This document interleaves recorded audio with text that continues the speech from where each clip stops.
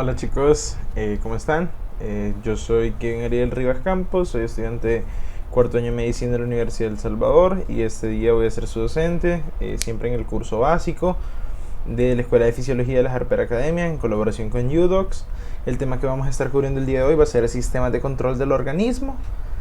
Ahí tienen mi Instagram, @carribas_00, pueden seguirme por ahí, pueden también hacerme cualquier duda con respecto a cualquiera de los temas que vamos a estar chequeando. Y bien, vamos a empezar a ver qué es esto de los sistemas de control. Y para empezar, los contenidos que vamos a ver el día de hoy es primero la definición, qué es un sistema de control, ejemplos de los sistemas de control y por último las características y tipos de sistemas de control que nosotros encontramos en nuestro organismo. Bien, arrancamos con la definición. Como nosotros vimos en clases pasadas, el término de homeostasis, que es este mantenimiento de condiciones prácticamente constantes del medio interno. Este control del organismo, este mantenimiento de la homeostasis, se da a través de sistemas de control. Entonces, son un grupo de sistemas, valga la redundancia, que se encargan de mantener la homeostasis. Cada función vital de nuestro cuerpo posee un sistema de control intrínseco que se encarga de regular que todas las funciones de dicho sistema funcionen o se desempeñen adecuadamente. Bien, vamos a dar algunos ejemplos de estos sistemas de control y posteriormente vamos a detallarlos un poquito más a fondo. Primero tenemos la regulación del oxígeno y el dióxido de carbono. Como nosotros sabemos, esto se realiza principalmente en dos situaciones. Primero, el aparato pulmonar principalmente en conjunto con el aparato cardiovascular. Como nosotros sabemos, estos sistemas de control funcionan de la siguiente manera. Por ejemplo, cuando nosotros en nuestro cuerpo empezamos a acumular CO2, ¿sí? Cuando hay mucho CO2, esto se puede ver en trastornos ácido-base, por ejemplo, que está elevada la presión parcial de CO2, nosotros tenemos una respuesta fisiológica normal. ¿Cuál es la respuesta de nuestro cuerpo ante la elevación sanguínea de CO2? El cuerpo inicia a hiperventilar y puede parecer ridículo o lo que sea cuando yo lo hago, pero en realidad es lo que sucede. El cuerpo comienza a hiperventilar porque con cada ciclo de respiración se aumenta la excreción, la eliminación a través del aparato respiratorio del CO2. Entonces, este sistema de control lo que hace es que tenemos receptores en nuestro cuerpo que se encargan de ir determinando estas concentraciones de CO2 y de oxígeno, ¿sí? Entonces, se va a estimular cierto proceso para ir compensando ciertas demandas en nuestro cuerpo y de esta manera poder mantener un equilibrio positivo de aumento del O2, que es lo que nosotros necesitamos en nuestros pulmones para oxigenar la sangre y que todos nuestros tejidos tengan la correcta oxigenación para su trabajo metabólico, ¿sí? Y evitar la acumulación del CO2, ¿ya? Otro ejemplo, la regulación de la presión arterial. Este es un tema que se va a abarcar específicamente en el curso avanzado de fisiología cardiovascular, que también va a estar impartido por mi persona, pero vamos a darlo aquí vamos a empezar a dar un par de pincelazos.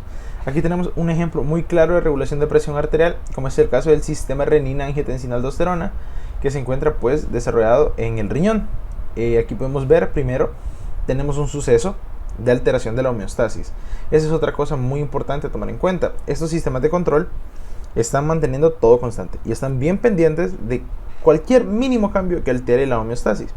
Entonces, aquí tenemos un cambio homeostático que es la disminución de la presión arterial, que es muy importante. Si tenemos una presión arterial disminuida, no va a haber una irrigación sanguínea adecuada en los tejidos, lo cual nos puede llevar a isquemia, infarto y pérdida funcional de cualquier órgano, cosa que no se quiere, ¿verdad? Entonces tenemos un descenso en la presión arterial y aquí inicia todo un sistema de control que va a tratar de evitar que ese descenso sea muy prolongado y que tenga una consecuencia última demasiado negativa. Entonces, cuando se desciende la presión arterial, inicia la secreción de renina en las células yuxtaglomerulares del riñón, lo cual ayuda para escindir el angiotensinógeno, a angiotensina 1, que luego por la enzima convertidora de angiotensina en el tejido pulmonar se convierte a angiotensina 2, que se va a encargar de actuar sobre los receptores de angiotensina para aumentar la presión arterial, ¿sí? ¿Cómo lo hace? La angiotensina va a ir a estimular a la glándula suprarrenal para que se aumente la producción de aldosterona, que va a actuar sobre el riñón, elevando la producción de la bomba sodio-potasio TPasa, por lo cual se va a aumentar la retención de sal, con la sal se jala un montón de agua. Como sabemos, la sal es muy osmótica, jala mucha agua, lo cual incrementa el volumen sanguíneo, y el volumen sanguíneo va a aumentar el gasto cardíaco, y el gasto cardíaco va a aumentar la presión arterial. Entonces, este es un sistema de control que va a evitar la pérdida de la homeostasis. Por último, tenemos las características o tipos de sistemas de control. Bien, tenemos la primera, que es la más común, la que se encuentra en casi la totalidad de los sistemas de control del cuerpo, que es la retroalimentación negativa, el feedback negativo, como se encuentra en cualquier bibliografía o como lo hayan escuchado ustedes. Aquí tenemos un ejemplo, que es el eje hipotálamo, hipófisis, tejido diana de la hormona tiroidea. Entonces, ¿qué es lo que nosotros nos encontramos en esto y qué es la retroalimentación negativa? Bien, el hipotálamo primero, cuando siente que hay un descenso en las hormonas tiroideas, el hipotálamo sintetiza TRH, ¿sí? TRH, la TRH va a estimular en la glándula pituitaria la producción de TSH, y la TSH es la que últimamente va a estimular la producción de hormonas tiroideas. Entonces, ¿qué es la retroalimentación negativa? La retroalimentación negativa es la capacidad intrínseca que va a tener un sistema de control para saber en qué momento tiene suficiente sustrato, ¿sí? O producto final del sistema de control. Por ejemplo, en el caso de las hormonas, cuando hay suficiente hormona tiroidea circulante para realizar todo el espectro de funciones que tiene la hormona tiroidea, ciertos sensores en nuestro cuerpo van a decir, ya hay mucha hormona tiroidea. Entonces se envían señales a toda esa vía de producción de hormonas para que se detenga la misma. Y aquí lo podemos ver en el ejemplo, ¿no? Tenemos la tiroides. Cuando hay suficiente hormona tiroidea, estas mismas hormonas van a ir a inhibir la pituitaria o la hipófisis, y van a ir a inhibir el hipotálamo, ¿sí? Y no se va a retomar esta producción hormonal hasta que sea necesaria, hasta que haya un descenso de hormonas. Entonces, la retroalimentación negativa es esto. ¿Sí? Cuando tenemos suficiente producto, la vía de producción se va a ver disminuida. Esa es la retroalimentación negativa. Hablando de retroalimentación negativa, vamos a introducir el término de ganancia de un sistema de control. Y este término se utiliza porque, por más que nuestro cuerpo esté diseñado por mucho tiempo de evolución, de cada ciclo evolutivo, nuestros sistemas de control han ido mejorando como especie. Sin embargo, no son perfectos. Esto quiere decir que no siempre se va a dar una compensación completa de una ruptura homeostática. Por ejemplo, tenemos que el sistema de control de la presión arterial, vamos a poner un ejemplo. Hay una persona que tiene un aumento brusco de la presión arterial, una persona hipertensa, ¿sí? Y la presión arterial sube hasta los 175 milímetros de mercurio sistólicos, o la presión arterial media llega hasta 175 milímetros de mercurio. Entonces inicia una serie de mecanismos compensatorios de la presión arterial, el sistema vasoreceptor se activa, y esto lo vamos a ver más adelante, pero esto solo es un ejemplo. Y todo el sistema de control de presión arterial empieza a trabajar y logra disminuir la presión hasta 125 milímetros de mercurio. Entonces, se logró una disminución que a lo mejor va a prevenir el daño orgánico, pero no retomó la presión hasta un valor que se puede considerar estrictamente normal. Sigue habiendo una disminución. Entonces, a esto nos referimos nosotros con la ganancia de un sistema de control, ¿sí? Que va a haber una correlación entre corrección y error, ¿sí? Porque todos los sistemas de control van a lograr hacer una corrección del problema homeostático, pero van a tener un leve grado de error. Ningún problema homeostático se logra compensar un 100%, y entonces por eso es que nosotros utilizamos en el tratamiento médico de múltiples enfermedades, utilizamos un mecanismo de sinergia o un trabajo en equipo entre las medidas farmacológicas o medidas médicas y los propios mecanismos de compensación del cuerpo humano.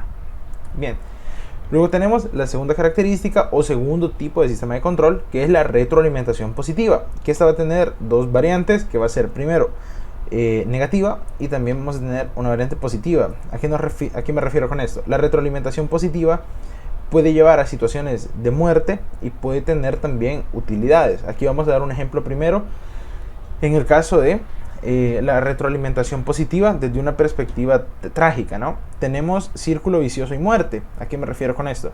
Vamos a poner el ejemplo de una hemorragia. Una hemorragia sanguínea lo que va a producir es que haya una disminución de la presión arterial. Esta disminución de la presión arterial va a ser captada rápidamente por un sistema de control que le va a ir a decir al corazón: hey, no está llegando suficiente sangre. ¿Por qué?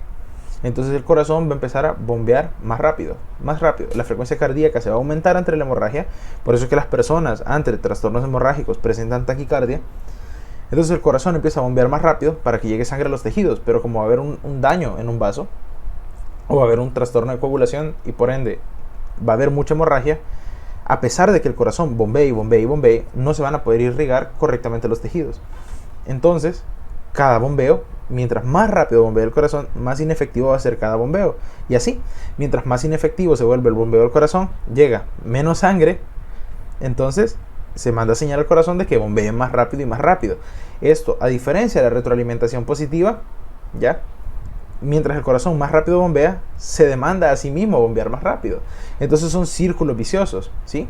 Son círculos viciosos que nunca terminan, ¿ya? Porque siempre el cuerpo, por esta hemorragia, por este daño del vaso sanguíneo, va a seguir necesitando más sangre. Y el corazón va a seguir bombeando y bombeando y bombeando. Pero como mientras más rápido bombea, se vuelve más inefectivo, ¿sí? Entonces, este círculo vicioso va a llevar finalmente a la insuficiencia cardíaca, el fallo completo en el bombeo del corazón e incluso un infarto agudo del miocardio por falta de irrigación del propio tejido cardíaco de las arterias coronarias. Entonces, aquí podemos ver que en estos casos de retroalimentación negativa, de retroalimentación positiva, perdón, hay que intervenir directamente el problema y son normalmente situaciones de urgencia médica. Sin embargo, no siempre la retroalimentación positiva nos va a causar daño. A veces puede ser muy útil y aquí tenemos un ejemplo muy bonito que es el trabajo de parto. Así que el trabajo de parto es muy importante. Vamos a iniciar que cuando se inicia el trabajo de parto, cuando ya el feto está encajado, está listo, ya está en una presentación adecuada para iniciar el parto, la cabeza del bebito va a presionar el cuello uterino. Entonces, al presionar el cuello uterino, toda la inervación del útero va a enviar señales dirigidas al cerebro.